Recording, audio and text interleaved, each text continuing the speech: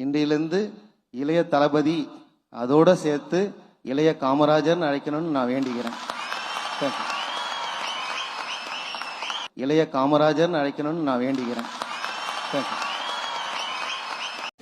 இன்றைக்கி தமிழக வெற்றி கழகத்தோட சார்பில் சென்னையில் நடந்துட்டு இருக்கக்கூடிய 10ஆம் வகுப்புக்கும் 12ஆம் வகுப்புக்கும் நடந்த பொதுத் தேர்வில் மாநில அளவிலையும் மாவட்ட அளவிலையும் முதல் 3 இடங்களை பிடிச்ச மாணவர்களுக்கு பரிசளிப்பு விழா சென்னையில் ரொம்பவே சூப்பராகவே நடந்துட்டு வருது. இந்த விழாவை தளபதி விஜய் அவர்கள் அரசியல் வர்றதுக்கு 2 வருடத்துக்கு முன்னதாகவே ஸ்டார்ட் பண்ணிட்டாரு.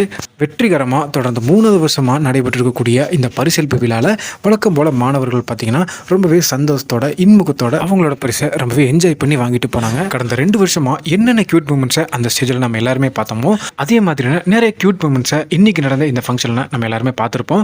அதே போல் தான் இந்த ஃபங்க்ஷனில் ஒரு ஸ்டூடெண்ட் பார்த்தீங்கன்னா பரிசு வாங்க வந்தார். பரிசு வாங்க நேரத்தில் அந்த ஸ்டூடெண்டோட அப்பா பார்த்தீங்கன்னா ஒரு ஸ்கூலோட ஹெட் மாஸ்டராக அவர் சடனாக நம்ம விஜய் அவர்கிட்ட பர்மிஷன் கேட்டு மைக்கை வாங்கி பேச ஆரம்பித்தார். மொத்தமாக இவர் 3-4 நிமிஷம் வரைக்கும் பேசியிருப்பார்.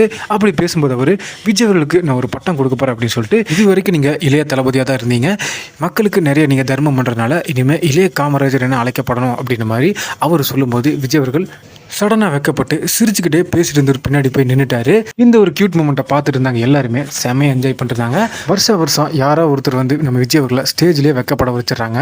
ஸோ இந்த ஒரு மூமெண்ட்டை பற்றி நீங்கள் என்ன நினைக்கிறீங்க அப்படின்ற கமெண்ட்டில் சொல்லுங்கள். மீண்டும் ஒரு இன்ட்ரெஸ்டிங்கான வீடியோவில் நான் உங்களை சந்திக்கும் முறை stay tuned and stay safe.